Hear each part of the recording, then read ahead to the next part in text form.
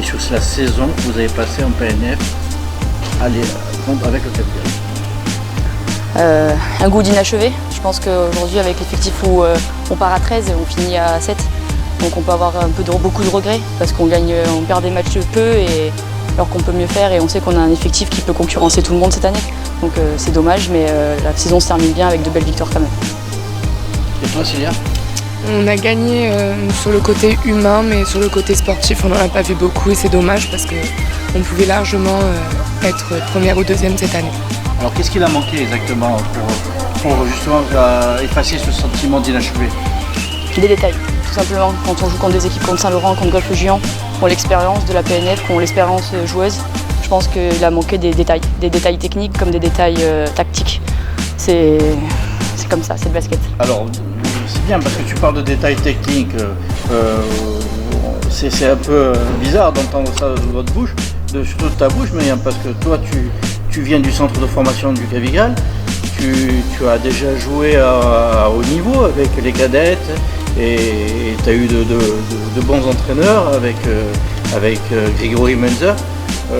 Comment tu analyses justement ces problèmes de technique là?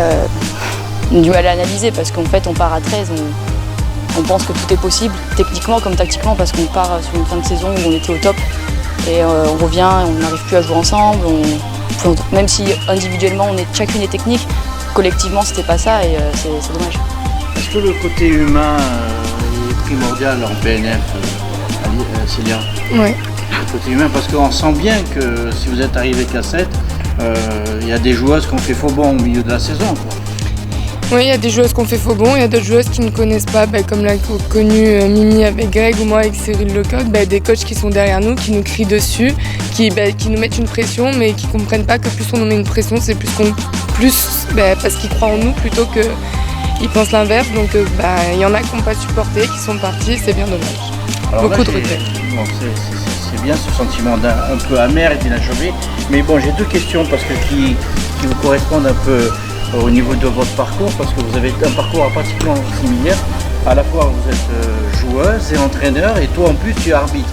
Donc vous avez un regard différent sur le basket. Et justement, quelle est votre vision sur ce basket-là que vous aimez? Vision collective. Je pense que toutes les deux on a ce côté-là où l'équipe doit être ensemble, l'équipe doit gagner ensemble, doit perdre ensemble, doit s'entraîner ensemble, doit être dans la dureté ensemble.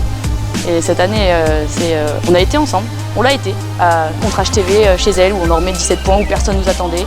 On a été chez elle, on a été collectif contre Saint-Laurent en première mi-temps, mais trop à des moments, pas toute la saison, pas pendant 40 minutes à tous les matchs. Et c'est ça qui est frustrant parce qu'on sait qu'on a l'équipe, on sait qu'on peut faire quelque chose. Sauf que le groupe n'est pas assez soudé, le groupe est... C'était pas régulier. C'est irrégulier. Tu partages cet avis, Célia? Complètement, ouais. C'était pas sur la longueur, c'était complètement irrégulier et c'est dommage et c'est ce qui nous frustre le plus parce qu'on peut être une équipe faible et ne pas avoir les capacités et se battre avec ce qu'on a, il n'y a pas de souci. Au moins on racle les dents au sol, il n'y a pas de problème. Mais avoir autant de capacités et ne pas les exploiter sur du long terme, c'est dommage.